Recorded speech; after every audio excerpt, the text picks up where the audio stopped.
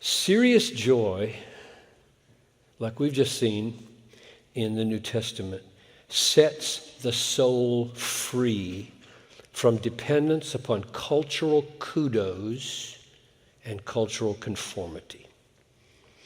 Sets you free.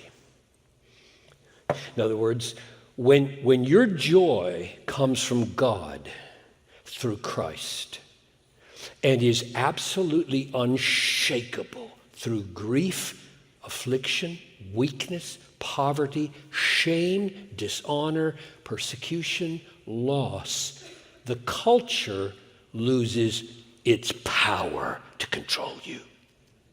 You are a free person.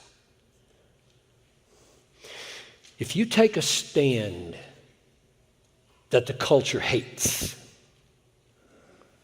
or speak a word that the culture condemns, and they shame you, they persecute you, they plunder you, they cancel you,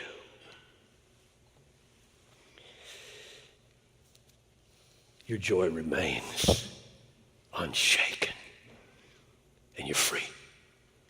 You're not controlled. You're not controlled. Free!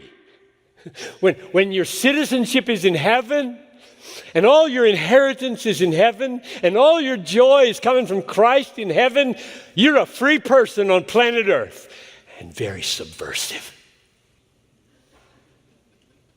Very countercultural. Nobody can touch you. I want free people. If your joy comes from the world, with its benefits, its comforts, its praises, you're like a leaf in the wind. Yours is not a serious joy. It's a secondhand joy. You're not free. You're jerked around by the newscast every day, by a phone call, by a critical email, by a word from a friend. Your emotions are jerked every which way because you're just a leaf in the wind. All your joy attached to that person, their approval, that money, that house, that comfort, that car, those jewels, that inheritance, that wife, that 3-month-old child. Your joy is all bound right here, and anything that happens here, you're done for. You're not a free person at all. That's just not the way Christianity is. Serious joy sets people free and makes them the most secure and subversive people when it comes to cultural control.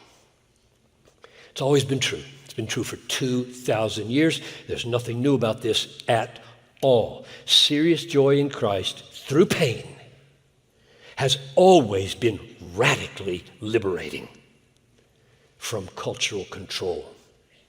So in getting joy from heaven, Christians become free on earth.